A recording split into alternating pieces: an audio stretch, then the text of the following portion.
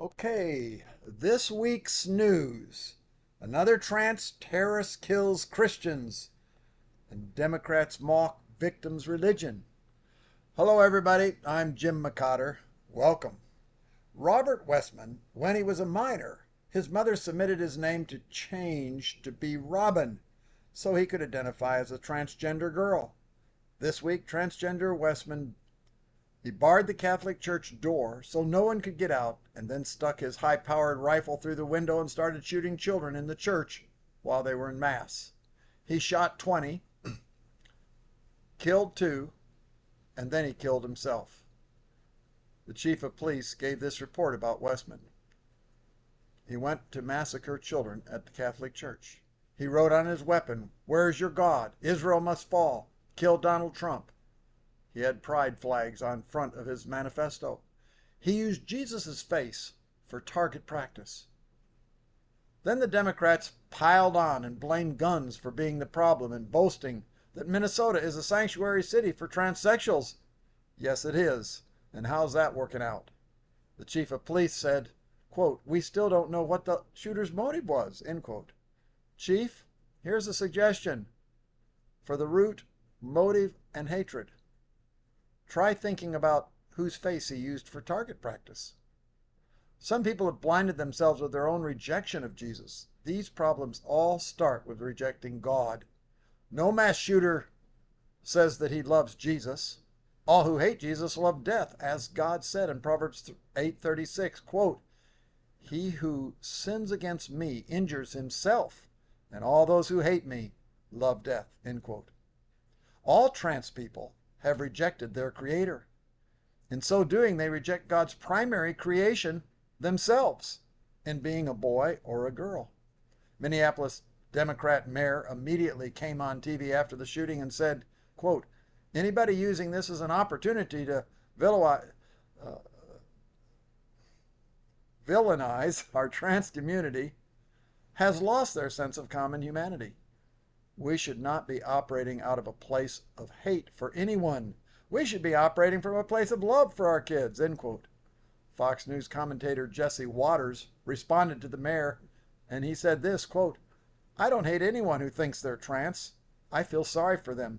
But statistically, the trans population has been prone to violence.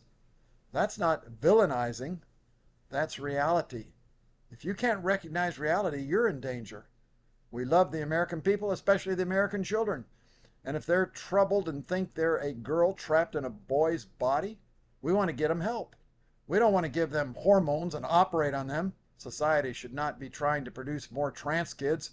We shouldn't be encouraging an emotional disorder or whatever this is, and doctors should stop profiting from it," end quote.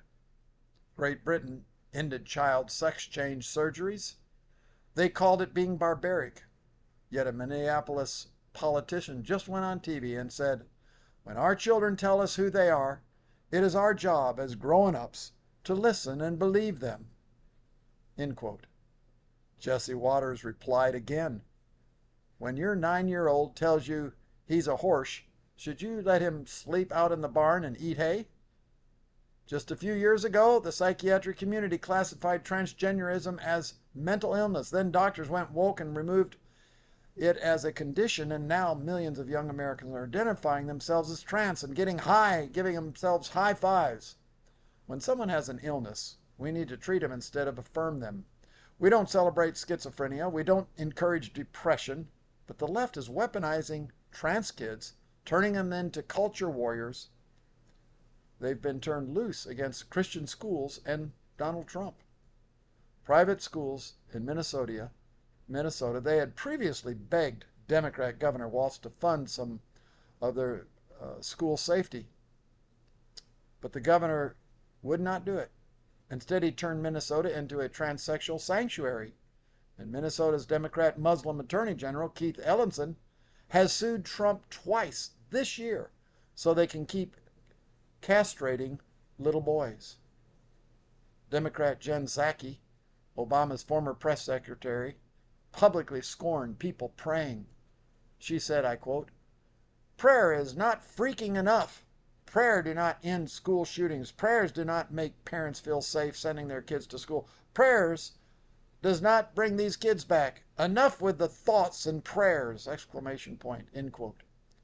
Daily Wire reporter Megan Basham publicly refuted Sankey.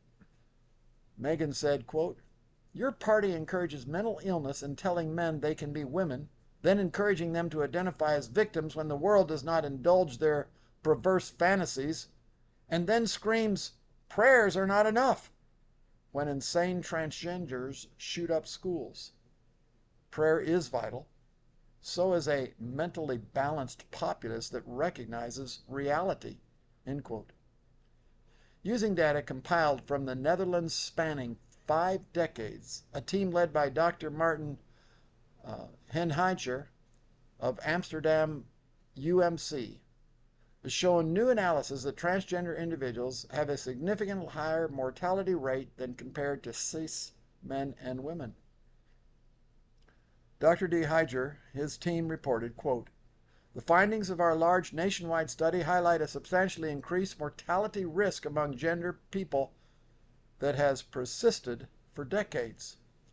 In comparison to men in general Dutch population, the mortality risk was nearly double amongst transgender women and was nearly triple in comparison to cis women. An analysis of the subgroups showed transgender women were 2.6 times as likely to die of cardiovascular disease, 3.1 times as likely to die from lung cancer, 8.7 times as likely to die from infection, and 6.1 times as likely to die from non-natural causes as cis women. Most likely the starkest difference was the mortality risk from HIV, which was 47.6 times higher for transgender women in comparison to cis women. Finally, the suicide rate was 6.8 times higher for transgender women." End quote. Solomon said in Proverbs 1:31 and 32, quote, "Therefore, they must eat the bitter fruit of living their own way, choking on their own schemes. For simpletons turn away from me to death." No one is born a transgender, as God haters try to promote. Transgenderism's bottom line is a rebellion against God. It then grows into mental illness, becoming dangerous to themselves and others. Yet Democrats cheer for transgenders.